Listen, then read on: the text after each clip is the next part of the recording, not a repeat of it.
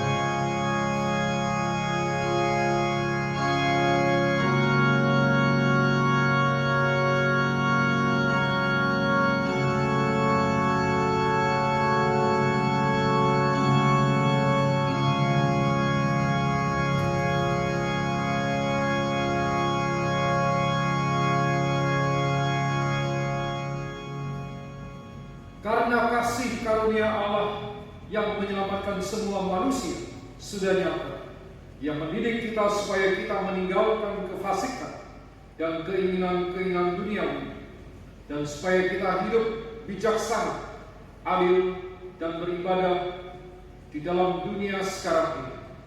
Ibadah pada pagi hari ini dimulai dengan nama Allah Tritunggal, Allah Bapa, Allah Anak Tuhan kita Yesus Kristus, dan Allah Roh Kudus, ketiganya yang esa. Amin. Dengan tetap berdiri, mari kita bersama-sama menaikkan pujian dari nyanyian Kirub Puji-Pujian Kristen nomor 181, Yesus Sobat Kaum Berdosa.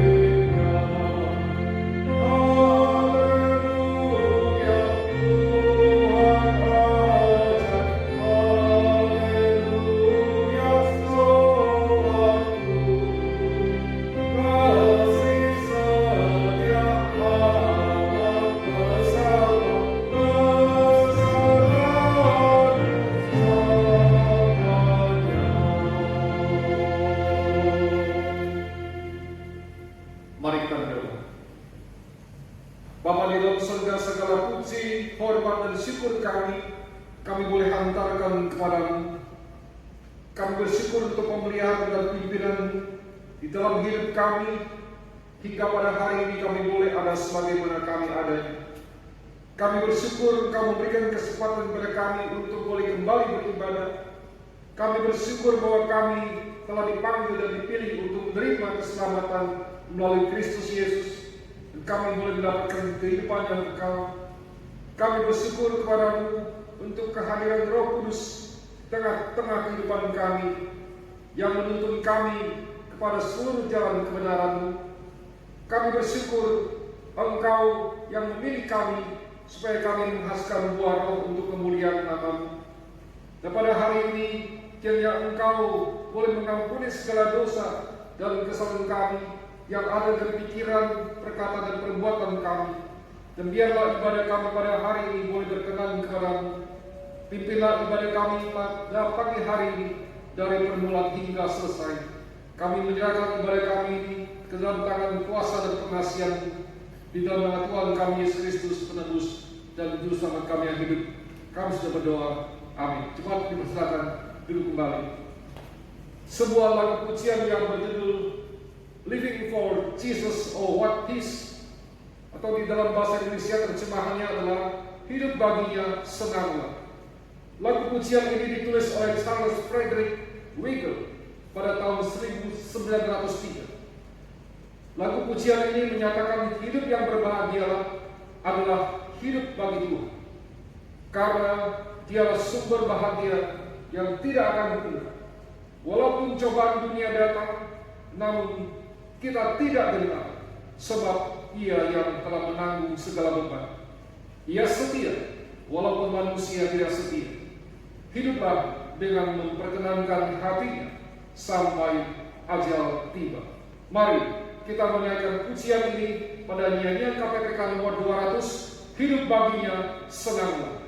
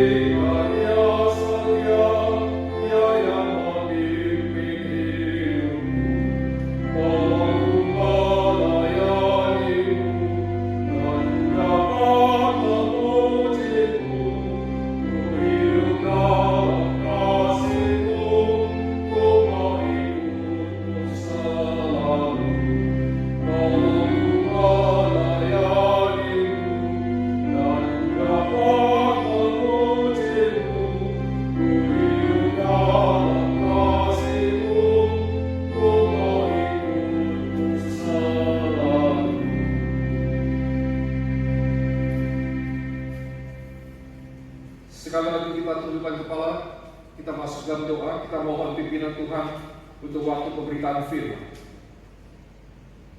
Bapa di dalam surga, sekali lagi kami boleh diberikan kesempatan untuk mendengarkan firman Kiranya Engkau kembali memimpin kami di dalam waktu pemberitaan firman ini. Berikanlah kepada kami hikmat, sehingga kami dapat sungguh-sungguh memahami hal firman yang akan diberitakan. Kami mohon daripada pertolongan Roh Kudus daripada untuk menerangi hati dan pikiran kami, sehingga hati dan pikiran kami hanya tertuju kepada firman.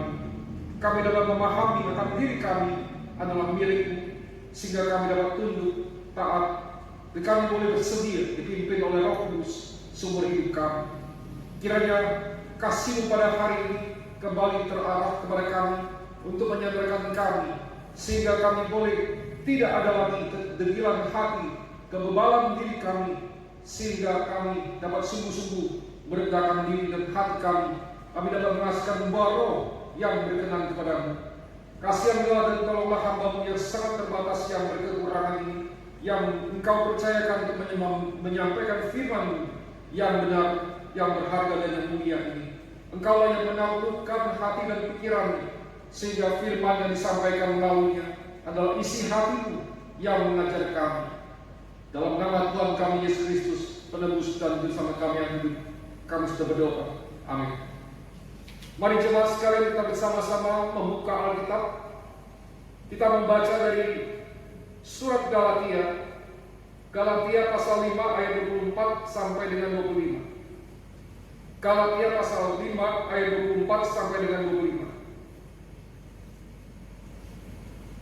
Apabila kita sudah menemukannya, mari kita membaca bersama. Galatia pasal 5 ayat 24 sampai dengan 25. Barang siapa menjadi milik Kristus Yesus, ia telah menyalibkan daging dengan segala hawa nafsu dan keinginannya. Jikalau kita hidup oleh Roh, baiklah hidup kita juga dipimpin oleh Roh. Demikian pembacaan firman Tuhan. Berbahagialah kita yang membaca, yang mendengar, yang melaksanakan, yang memelihara firman-Nya setiap saat.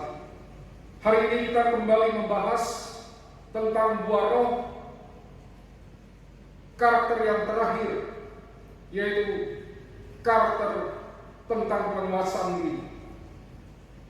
Jikalau kita berbicara tentang penguasaan diri, maka sebenarnya apa artinya penguasaan diri? Mengapa manusia harus menguasai diri? Apa yang terjadi pada diri manusia sehingga dia harus menguasai diri? Paulus menuliskan surat Galatia ini kepada jemaat di kota Galatia. Paulus menggunakan kata ekrateia yang menunjukkan bahwa penguasaan diri terdiri dari adanya suatu kekuatan yang berasal atau yang berada di luar daripada diri manusia, yang mengendalikan diri manusia itu sendiri. Artinya, ketika manusia itu berpikir sesuatu, ketika manusia itu berkata sesuatu, ketika manusia itu melakukan sesuatu, maka sesungguhnya ada kekuatan yang berasal dari luar diri pada manusia itu untuk berpikir, untuk berkata, untuk melakukan sesuatu perbuatan, lalu kemudian yang memerintahkan manusia itu untuk melakukannya. Maka kita boleh melihat bahwa sesungguhnya di dalam diri manusia yang berdosa, sesungguhnya manusia berdosa itu memiliki suatu karakter yang seharusnya memiliki penguasaan diri. Karena di dalam diri manusia yang berdosa itu sesungguhnya memiliki suatu karakter yang liar. Manusia memiliki sifat keinginan untuk bebas. Manusia memiliki sifat dan keinginan yang tidak mau dibatasi. Manusia memiliki sifat keinginan yang tidak mau diatur. Manusia hidup di dalam ketidaktaatan kepada otoritas. Manusia tidak bisa menahan diri, dan lebih lagi manusia tidak bisa mengendalikan diri. Nah, kita mau melihat Bapak Ibu Saudara sekalian yang dikasihi Tuhan Yesus Kristus. Misalnya, ketika anak-anak ingin mendapatkan sesuatu yang dia inginkan, maka mereka akan melampiaskan emosi dengan merengek, dengan menangis, dengan meronta, dengan marah. untuk mendapatkan apa yang diinginkan. Begitu pula ketika seorang yang menginjak usia remaja, maka dia akan berkata kepada orang tua, saya tidak mau lagi dikekang oleh orang tua. Biarkan saya hidup sendiri. Saya sudah besar. Kemudian seorang manusia ketika dia menginjak masa pemuda, maka dia ingin bebas berekspresi. Dia ingin bebas bertindak. Dia ingin bebas melakukan apapun yang dikehendaki oleh dirinya. Walaupun dia tahu ada konsekuensi bahwa akan timbul masalah dan persoalan. Nah, jemaat sekalian yang dikasihi Tuhan Yesus Kristus, sesungguhnya sikap yang demikian yang dimiliki oleh orang berdosa. Itu sebabnya Paulus mengatakan, hendaklah engkau memiliki penguasaan diri. Kita semua memerlukan penguasaan diri. Tanpa penguasaan diri, maka diri kita akan menjadi liar, tidak terkendali. Sesungguhnya ada dua kekuasaan dan pemerintahan yang berada di luar daripada diri kita, kemudian yang mengendalikan diri kita. Yang pertama, kekuasaan dan pemerintahan kedagingan. Yang kedua, kekuasaan dan pemerintahan dari Roh Kudus. Paulus mengatakan, barang siapa menjadi milik Kristus Yesus, ia telah menyalibkan daging dengan segala hawa nafsu dan keinginannya. Jikalau kita hidup oleh Roh, maka baiklah hidup kita juga dipimpin oleh Roh. Di sini dikatakan bahwa jikalau kita adalah milik daripada Kristus, maka kita berada di bawah kekuasaan dan pemerintahan daripada Roh Kudus. Tetapi sebaliknya, jika kita bukan milik Kristus, maka kita adalah milik daripada kedagingan, maka kita sedang diperintah, kita sedang dikuasai oleh sifat-sifat kedagingan. Nah, inilah yang membuat diri kita itu tidak bisa menguasai diri kita, membuat diri kita tidak bisa hidup di dalam kebenaran Allah. Bapak Ibu, saudara sekalian yang kasih Tuhan Yesus Kristus, setiap hari kita selalu hidup di dalam pertempuran antara kekuasaan dan pemerintahan kedagingan kita yang pernah menguasai diri kita sebelum, dengan kekuasaan dan pemerintahan Roh Kudus yang saat ini sedang berada di dalam diri kita. Yang menjadi perhatian untuk kita adalah, apakah di dalam pertempuran itu kita menjadi seorang pecundang, menjadi seorang yang selalu kalah di dalam pertempuran, atau kita selalu menjadi seorang yang menang di dalam pertempuran itu. Nah, untuk menjawab pertanyaan ini, maka kita mau melihat apa sebetulnya ciri-ciri orang yang memiliki karakter penguasaan diri itu. Kitab Amsal pasal 16 ayat 30. Firman Tuhan berkata, orang yang sabar melebihi seorang pahlawan. Orang yang menguasai dirinya melebihi orang yang merebut kota. Artinya, seseorang yang memiliki karakter penguasaan diri, dia adalah orang yang sabar. Dia adalah orang yang bahkan melebihi seorang pahlawan yang sedang merebut kota. Sebaliknya, kalau dia tidak memiliki karakter penguasaan diri, maka ia tidak akan menjadi seorang pahlawan. Dia tidak akan menjadi seorang yang sabar. Demikian juga Amsal di dalam pasal 25 ayat ke-28 memberitahukan kepada kita bahwa orang yang tidak dapat mengendalikan diri adalah seperti kota yang roboh temboknya. Maka orang yang tidak punya karakter penguasaan diri, itu artinya dia itu sangat berpotensi untuk dihancurkan oleh musuh. Orang yang tidak punya karakter penguasaan diri itu tidak memiliki nilai hidup karena dia adalah budak dunia. Ia telah menyerahkan dirinya kepada berbagai hawa nafsu dunia dan dia menjadi budak daripada keberdosaan, terus melakukan dosa sampai pada akhir dia harus mati. Nah, itu sebabnya Bapak Ibu saudara yang dikasih Tuhan Yesus Kristus, kita jangan lengah, kita jangan menganggap remeh, kita jangan mengabaikan. Jikalau kita lengah, jikalau kita menganggap remeh, jikalau kita mengabaikan, maka diri kita itu akan dikalahkan, akan dikuasai, akan diperintah oleh kedagingan kita, sehingga kita kembali melakukan apa yang tidak berkenan di hadapan Tuhan.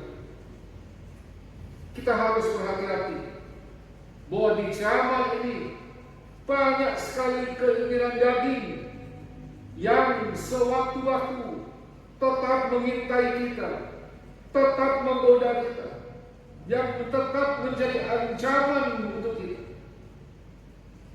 yang menyesatkan dan yang membawa kita ke dalam kebinasaan. Itu sebabnya Paulus mengatakan, engkau itu milik siapa?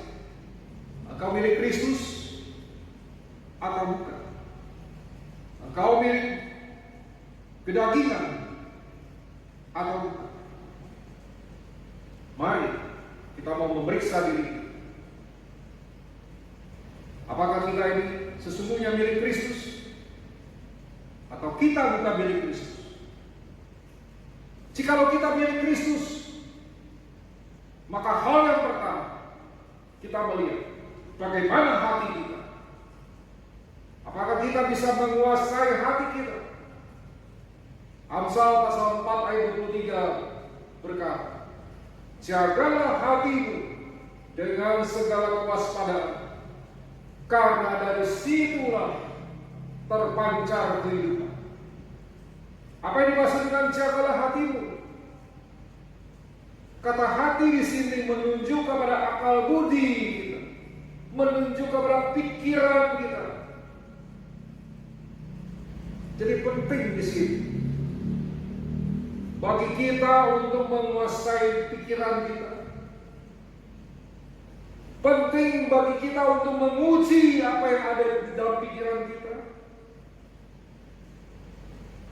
Apakah pikiran kita itu berdasarkan firman Tuhan atau tidak? Penting bagi kita untuk berhati-hati mengambil suatu keputusan. Apakah keputusan yang kita ambil apa boleh dilakukan atau tidak? Apakah sesuai dengan apa yang Tuhan perintahkan atau tidak? Jadi jangan sampai apa yang ada di dalam pikiran kita itu berkembang menjadi sesuatu kebiasaan yang tidak berkenan kepada Tuhan. Lalu kemudian kita berkata, oh itu tidak apa-apa.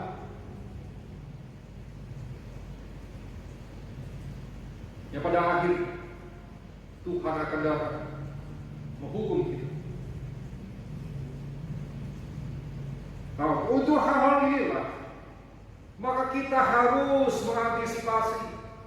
Untuk hal-hal inilah kita harus mengisi pikiran kita dengan firman Tuhan, agar supaya apa yang kita pikirkan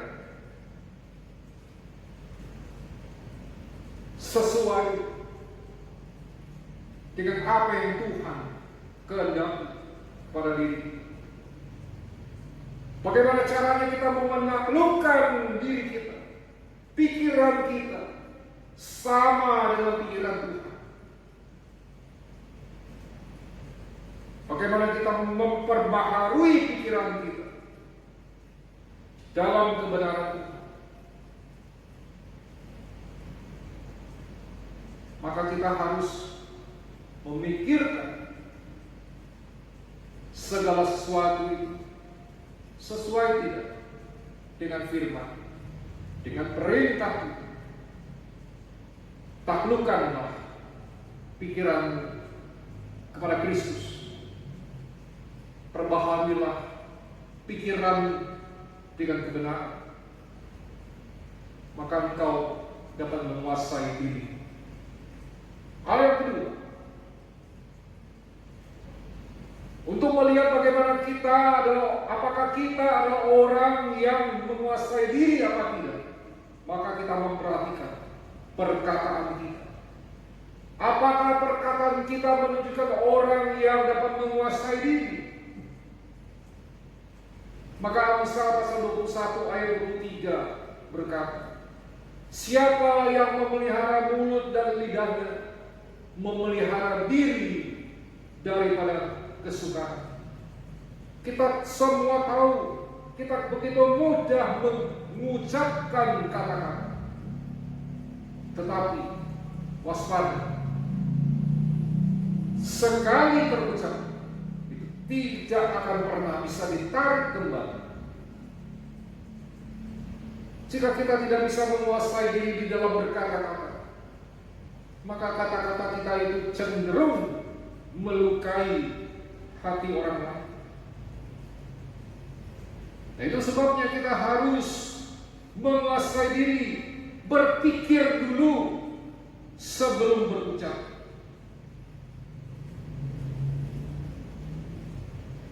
Firman Tuhan di dalam Kolose pasal 4 ayat ke-6 di sana berkata, hendaklah kata-katamu senantiasa penuh kasih, jangan hambar, sehingga kamu tahu bagaimana kamu harus memberi jawab kepada setiap orang.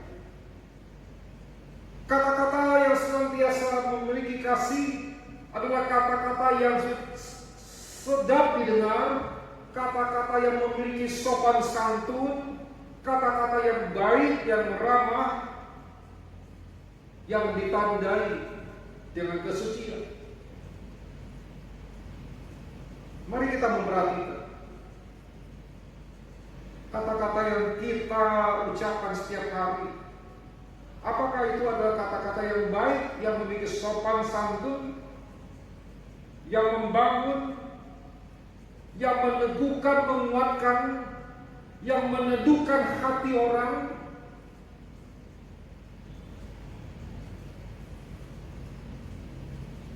Mari kita mau melihat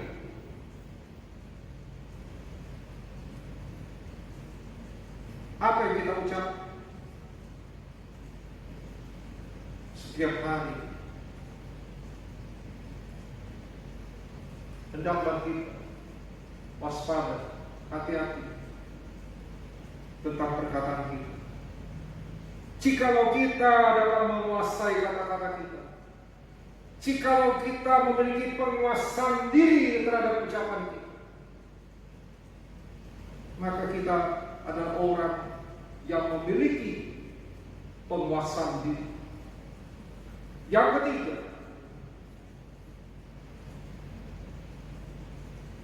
apa yang membuat kita adalah orang yang memiliki penguasaan diri? Kita lihat apakah kita adalah orang yang menguasai, yang bisa mengendalikan keinginan tubuh jasmani. Ketika Allah menciptakan manusia, maka Allah juga memberikan satu kehendak bebas kepada manusia. Nah, di dalam kehendak bebas itu, maka manusia bisa melakukan segala hal menurut keinginannya.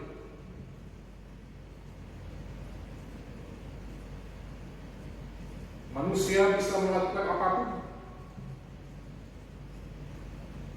yang berdosa, yang memenuhi keinginan tubuh jasmani. Manusia menganggap bahwa tubuh jasmani itu tidak perlu dijaga, tubuh itu tidak perlu dilindungi, sebab pada akhirnya tubuh itu akan mati. Nah, pikiran inilah yang membuat manusia itu tidak lagi menjaga kekudusan hidup di hadapan Tuhan.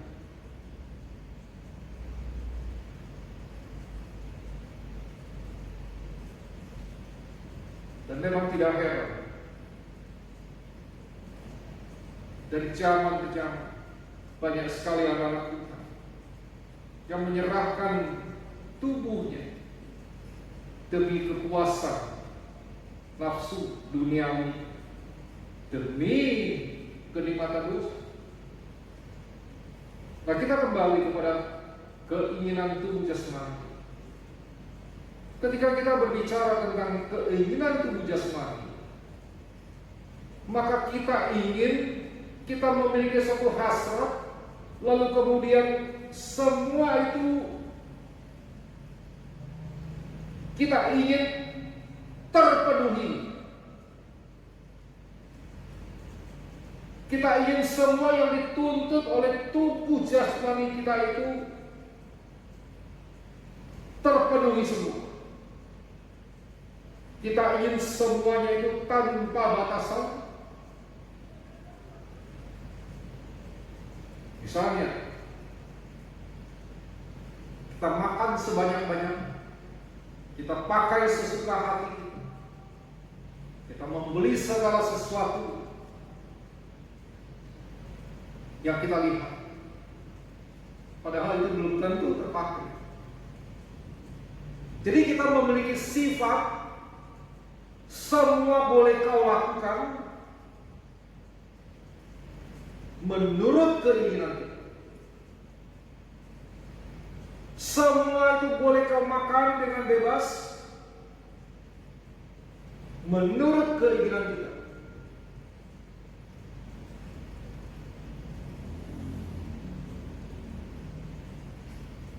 Maka Paulus di dalam 1 Korintus pasal 10 ayat 31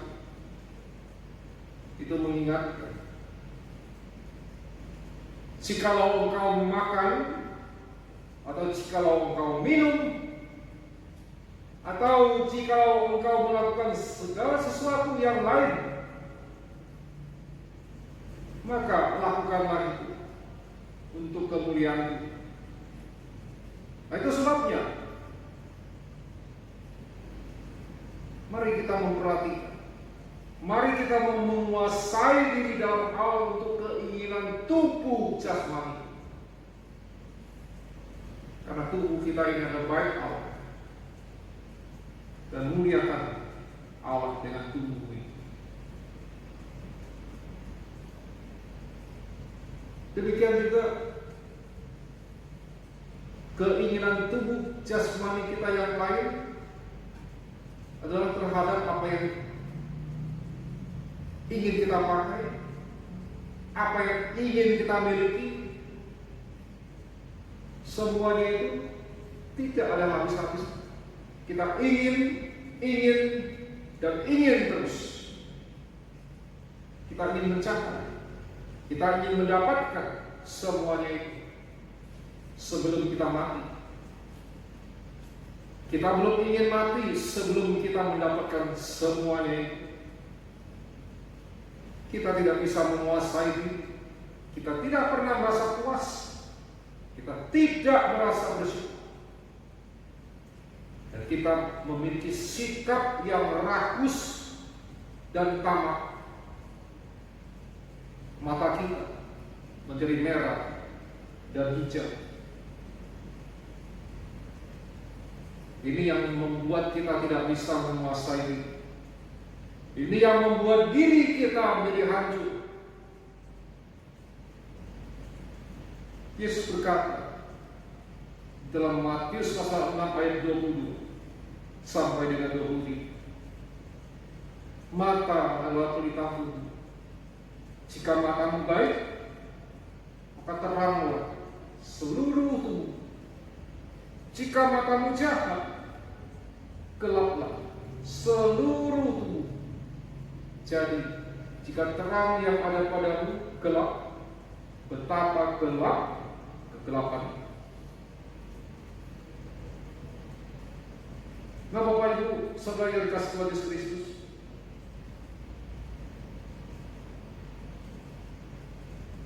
apa yang harus kita lakukan untuk mengatasi kekuatan dan pemerintahan yang berada di luar sana, yang kemudian mengendalikan diri kita, yang bisa membuat diri kita itu tidak berada di dalam firman Tuhan, yang membuat diri kita itu berada di dalam jalur yang salah, yang membuat kita menjadi liar, tidak terkendalikan. Yesus berkata, "Akulah pokok anggur yang benar. Bapakku adalah pengusaha. Setiap ranting yang ada padaku yang tidak berbuah itu akan dipotongnya. Setiap ranting yang berbuah itu dibersihkannya. Tinggallah di dalam aku dan aku di dalam." Jikalau ranting itu tidak dapat berbuah, maka engkau tidak tinggal di dalam. Barang siapa yang tinggal di dalam aku, pasti tinggal di dalam, maka ia akan berbuah banyak. Sebab di luar aku, kamu tidak dapat berbuat apa.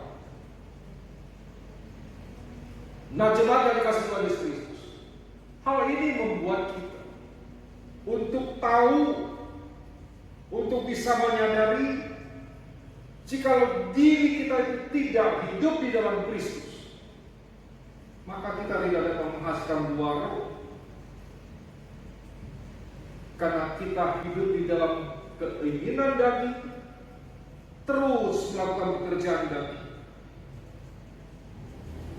Tetapi jika kita hidup di dalam Kristus, maka Roh Kudus yang berkuasa, kekuatannya yang memerintah diri kita, sehingga kita dapat menghasilkan buah. Nah, John Stott adalah seorang teolog dan pengkhotbah. Dia setiap hari mengucapkan satu doa yang berbunyi demikian: Bapa Surgawi, aku berdoa agar hari ini aku hidup di hadirat dan semakin menyenangkan Engkau. Aku berdoa hari ini aku memikul salibmu dan mengikut Engkau. Aku berdoa agar hari ini Engkau berkenan memenuhi diriku.